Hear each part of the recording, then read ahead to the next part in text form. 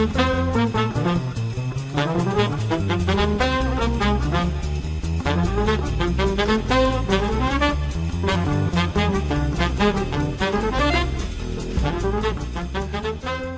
to Business Brains and the Bottom Line. My name is Paul Delegro, your host today, and my guest is all the way from Australia, Anu Kukar. Welcome to the show, Anu. Thank you so much, Paul. Amazing to be here. Okay, so this is Sunday my time, Monday your time. This took a lot of orchestration to get this to work out. So we're both either one of us is we're both awake actually. So that is correct. We made the time zones work. Unbelievable. So, but anyway, great to have you. Before we get going, I want to give the audience a little bit of a flavor for who you are. So you work at IBM and you also work at a company called Aracena. You're the director at Aracena, which is a startup, and it's based on cybers for non-techies. You just received an award in Australia for the IT security champion of like the millennial or something. And that's all right. Maybe not that, but at least last year's champion. And, you're a keynote speaker. You've spoken at 40 different conferences all over the world, North America, Middle East, Europe, and Asia, and get all these different qualifications. So you're certainly a well-qualified cybersecurity specialist, expert, whatever you want to call yourself. But one of the things that's interesting about that is you didn't start out in cybersecurity. No, I didn't. Absolutely. Tell us a little bit about your background, because I love stories, right? I always tell, how did you get to where you are today? And so how did you start out? Yeah, well, my story is definitely not the typical one. I am and still am today a chartered accountant, as we call them in Australia, which is the CPA equivalent in US. Got it. So I started my career 20 plus years ago, where I used to receive shoe boxes with receipts in them, and I would be filling them out, taking them out of the box and filling out Excel spreadsheets. And then eventually the tax software came and did tax returns. So I started my career as a tax accountant. I then, after a few years, transitioned into a different career and became an internal auditor, and really got the chance to look at different value chains within organizations. After that, I moved into governance, risk and compliance and regulation. After that, I moved into supply chain transformation, risk innovation, and then finally moving into cyber, data, emerging tech, risk governance and compliance, and then now finally very much just focused on cyber. So it's been sort of a 5 career transitions from a tax accountant to get to being a cyber professional. So I think you found your niche still. From what I can understand, you really like what you do. Oh, love it. Absolutely do. Yeah. So now at IBM, you cover, I think you said New Zealand and Australia in the kind of what we would call the SLED government space. I don't know how you term it in your country.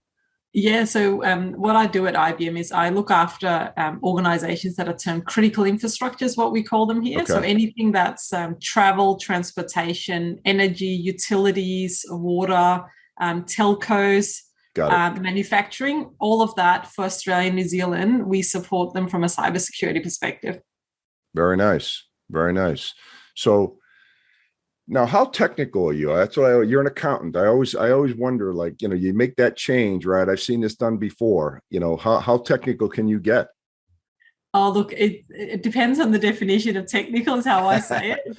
But I'm very upfront with my clients, and that's why I've picked a team that each has a really unique superpower. So I've got some really technical people. And then I've got some people who come from diverse backgrounds like me and transitioned into cyber. We're helping them transition. Yeah. And then I've got some people who have been in cyber and they're sort of early on in their career. Part of my interview process and building this new team has been about getting everyone to realize what's their superpower. What do they bring of value? And if we all understand that, then the technical people know that that's their superpower, and we all complement and work together, which means every engagement we're working together. Sure. So you're kind of like the team lead and the visionary. Correct. Yes, right. Absolutely. Got it. Makes sense. But really one of the main things I wanted to talk to you about today, your day job is IBM, that pays the bills, and you love what you do. But you're also involved in this other company called Aracena, which is a pretty fascinating company. It's a startup, but really it sounds like that's one of your passions today, is to help people along the journey of, okay, I'm in a career that I don't like, I maybe want to make a change, because cybersecurity, as we know, is so hot today, and there's such a shortage of people in the industry. You've kind of formed this company to help people make that jump, if I understand this correctly.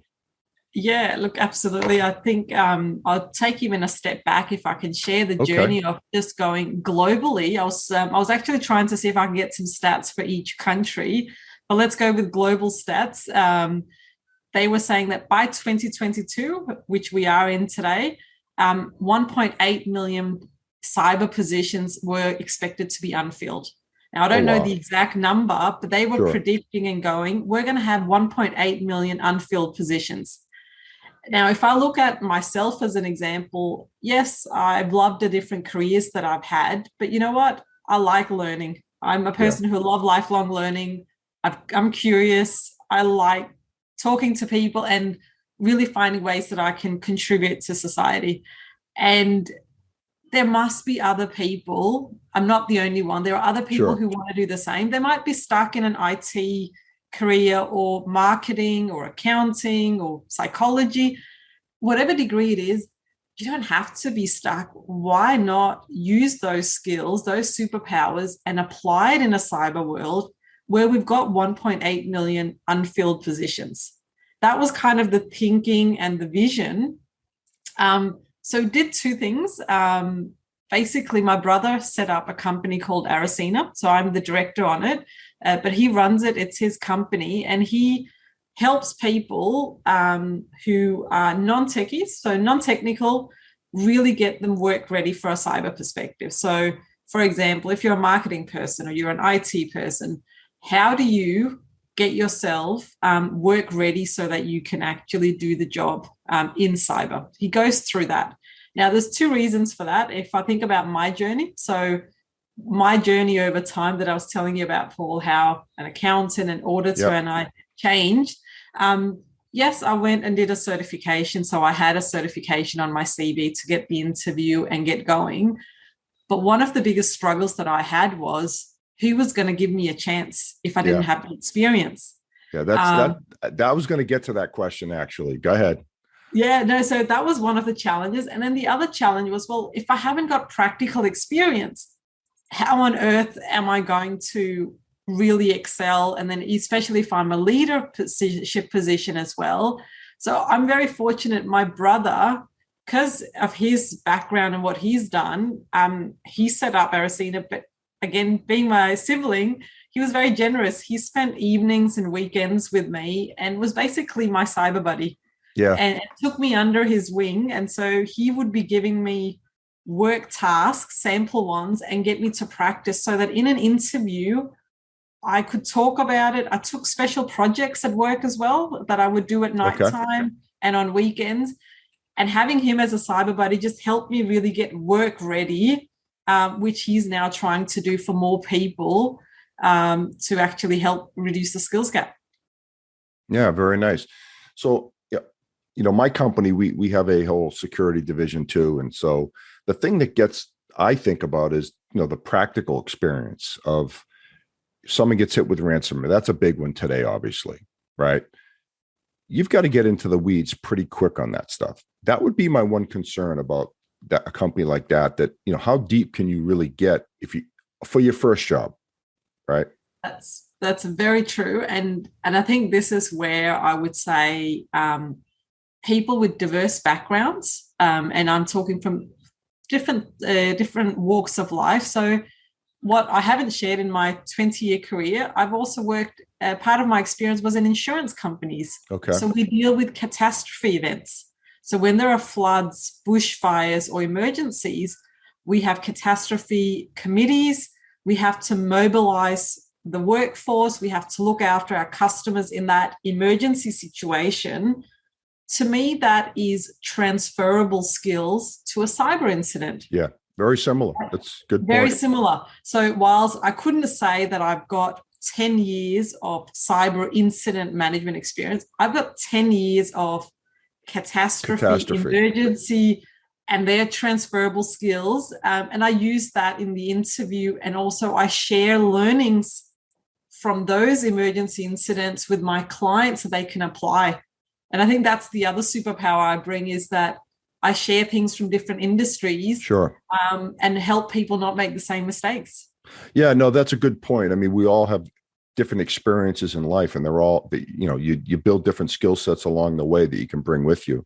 I'm wondering what my superpower is. When I figure that out, I'll let you know.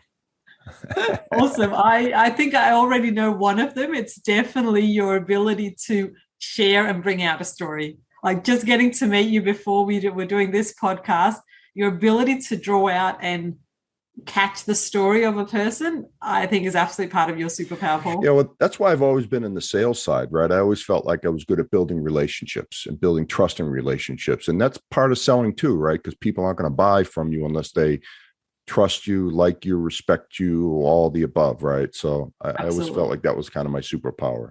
Yeah, my incredible good looks, by the way. So I don't want to say that. Anu, you're laughing. Is that funny or? I'm laughing because anything I say after this will just get me in trouble. So I'm just going to not say anything. There you go. That. That's probably a good strategy. So the getting back to Aracena, how long has that company been around for? It's been around for just under 2 years. Okay. Yep. And what happens is if someone is wanting to really get work ready for cyber, so you might have done your certifications, and I think that's part of my journey as well. When I was transitioning over, one of the challenges I found was, well, I can have the knowledge, but I also need the skills and experience. So there are two components. The knowledge, I basically just read and did so many YouTube, LinkedIn, online certifications, everything I could get my hands on, I did for a good 10 years. Oh, wow. Okay. I didn't realize that transition was that kind of long in coming. Okay. I think it was sort of just things bubbling away, but it wasn't like consistently and concerted effort. So I think you could do it in a lot less time. Mine was, well, I was intrigued by it, but again, you need to dedicate the time. Yeah. Like it's carving time out from letting go of Netflix and other things and finding time. Like we've got to exercise, sleep, eat, have a social life. We've got our day job. All of that kind of plays up in it. But so I think the knowledge part, a lot of people can get the certification, the badges, all of that. What Aracena does is, and it's globally available, so you don't have to be in the same country. It's 4 to 6 weeks, lightning fast, helping people get job ready. So there are 3 levels for entry level, middle management, and executives. So someone like me who's quite experienced, more of a people leader, I have got elements that I can undertake through Aracena that is fit for purpose, but also at my level. Right. But again, lightning speed and fast in 4 to 6 weeks, so that it's not something that's going to take me 2 years. It's about being current right now. Yeah, and could you know what would happen if 2 years is a long time, right? You know how people want instant results today, so that's actually not a bad time frame. I don't think. Yeah, and I'll take an example. So say, for example, say you talked about you're in an IT company. Say one of your colleagues really wanted to switch into cyber, right? They wanted to learn. They could actually say, work with their manager and go, okay, well, what are their goals and KPIs for the first quarter? What is it? Do they need to do a cyber incident plan? Do they need to develop a cyber risk profile? Whatever their work goals are, you could define those, and then that could be what is shared with Aracena, that is what I need to be able to do. So you have someone teaching you how to do it while you apply it to your actual work. Oh, so nice. Very so nice. If you're paying for it, you're still getting a work outcome. Like I know I can say I got it for free, but that is the whole basis for how my brother runs Aracena. Very nice. Yeah. So, and what's his background, by the way? It sounds like he had been in technology as well, right? He's got a very diverse background. I should almost say and go, you should absolutely get him on your podcast. He's got a very unique story. He He's basically a compass. So if you go north, he's a certified ethical hacker out of US. Okay. On the flip side, he's also a chartered accountant like me, so a CPA in US equivalent.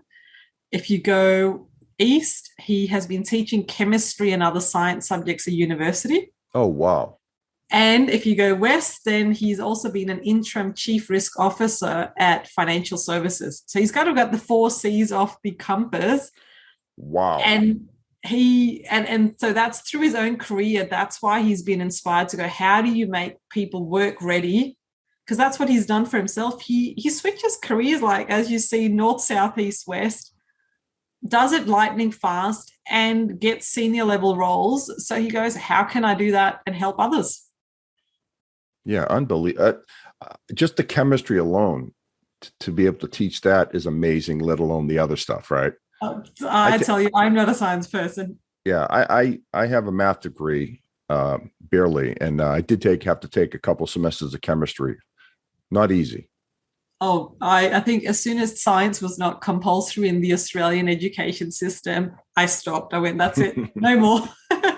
Well, I have a lot of respect for people that, like yourself, that had, anytime you make a career change, it's stressful, right? And, I think I heard a line once, most people fail because they never take the first step, right? They get stuck in their ways. They're afraid to make a move. So I always respect anyone that has the guts to kind of get out of their comfort zone and go above and beyond, like you did. You had different careers, but you made a career change and they got into cybersecurity. And you're working at a huge company, by the way. They don't just hire anybody,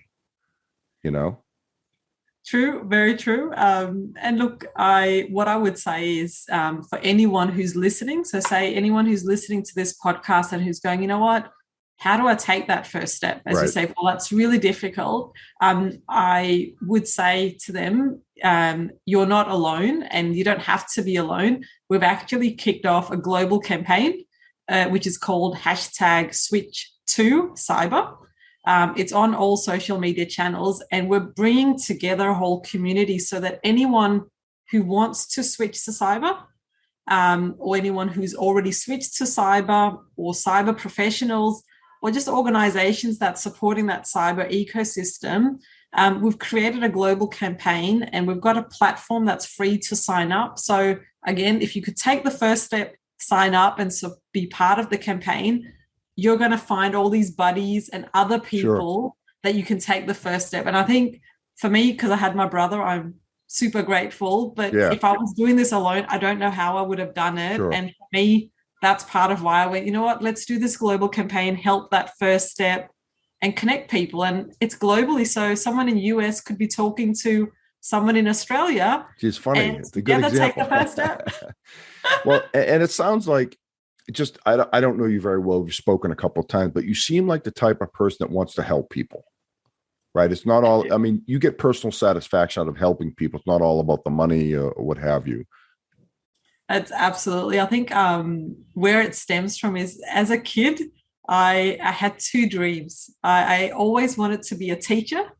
And my brother will tell you the story of how I sat and got him to do algebra, and I was kind of his little tutor when we were kids. So he'll tell you the story of how I always wanted to be a teacher, just helping other get educated and knowledge.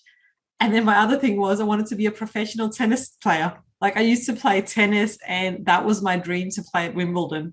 Oh, wow. Wimbledon and tennis has nothing to do with helping others. Yep. But the teacher bit has probably been the one. But I've always had those two dreams as a kid, and it's been with me constant. Neither has come true, but I think I can fulfill them through this global campaign. So how far did you go in tennis? How far did you play, in high school or college or? Yeah, high school, just within the state. Okay. Yeah, so definitely far off from Wimbledon, but definitely watch and keep a full tap on the tennis at the moment. Yeah. Yeah. It's always good to have fantasies and dreams about things like that. Keeps us going, right? The day that stopped, I think we're all in trouble. Oh, absolutely agree. Absolutely. Yeah. So what other advice would you give if someone's kind of stuck in their career and wants to make that move, in addition to just calling you, is there some preliminary things they could do to kind of dip their toe in the water? Because this would be a big move for somebody. Yeah, absolutely. I would say, so look, definitely follow the hashtag Switch2Cyber, because one, you'll get content and tips through that that we will be sharing. Through the Switch2Cyber campaign, you can log on to the platform. So the link, which I know you'll share when you post the podcast on www.cyberuntangler.com, there is a link there to join the platform and you're part of the community. So I would say they're the first two steps. After that, what I would say is kind of what we talked about. What is that superpower? Yeah. Take some time and actually think about, what is my superpower? What am I good at? What could I contribute to cyber? Yeah, I think that's a big one, by the way, is we all have skills. Just because someone doesn't have those, maybe what we call the soft people skills, they maybe have another cyber power that they're really good at, right? And so I think the key is to determine that and find your niche, find your lane. That's exactly. And it could be a couple of things. It could be one thing. Like you might be a really good project manager. You might be a really good agile scrum master. You might be a transformation consultant, or you may be really good with automation and robotics. You might be really good. Like one of the associates in my team, she's got a law degree. The other's got a geopolitical and a psychology degree. Hello, they are skills we need in cyber. Yeah. Right. So for me, it's about I would say, so step 3 definitely is about identifying this, the superpower, because you can then communicate to cyber professionals or in a cyber interview to go, this is the skills that I bring and how I can contribute in cyber. Yeah. The fourth step I would say is make sure you're lifelong learning. So think about how do you get that knowledge and how do you get that practical experience? Like get yourself learning on both elements. And again, that takes time and that's a commitment. So, but doing that is going to give you confidence as well. You'll start seeing that a cyber incident, I could bring my insurance catastrophe skills. Right. But if I don't understand cyber incidents, then how am I going to transfer my skills? So I think the lifelong learning mindset is important. And the fifth and final one that I would say for any listeners to get started is around social eminence. So having that brand or building that brand online. So for example, if you're not in cyber at the moment but are interested, are you following hashtags like cybersecurity? Are you following? I'd say go and type in cybersecurity influencers on LinkedIn.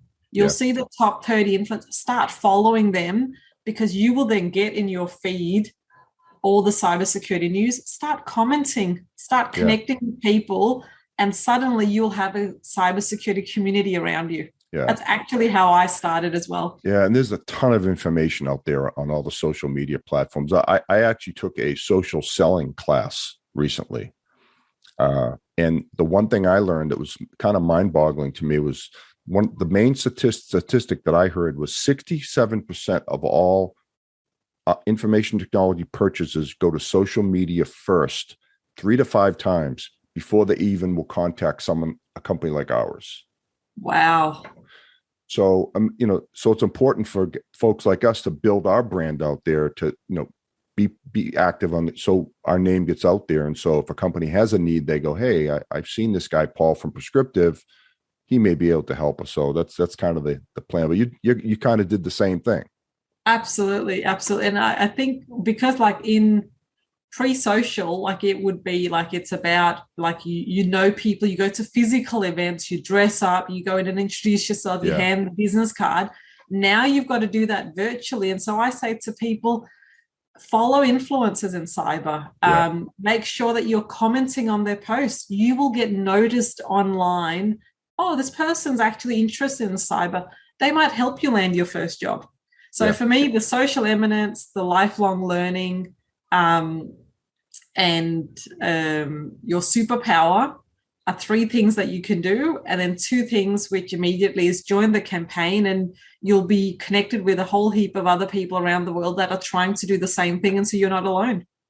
Very nice. Great advice. Well, I know, when people ask me what I think about, the IT, information technology business, I point them directly to security because that's not going away. True. Very right? true. I mean, it's, and with all the job openings, we have one of my wife's cousin's son joined the military, and he got into the cybersecurity division. And when he gets out of the Air Force, I'm sure he'll have like 1 million jobs lined up for him when he gets out. So, and he got the government to pay for his training too, which is even better. Wow. Yeah. That's amazing. Yeah, it really is. So, well, this was great, Anu. I really appreciate you having you on. Anything you kind of covered all the next step. Any last words for the listeners or viewers out there, all the way from Australia? All I would say is, as Paul said, the first step is the hardest, but we've made it easy. Join the Switch2Cyber campaign online. All right. Sounds good. Well, Anu, we'll be in touch again. And I definitely want to get your brother on the show one of these days as well. Sounds great. Thanks so much, Paul, for having me. Oh, you're welcome. Well, that's another wrap for Business Brains and the Bottom Line. Until next time.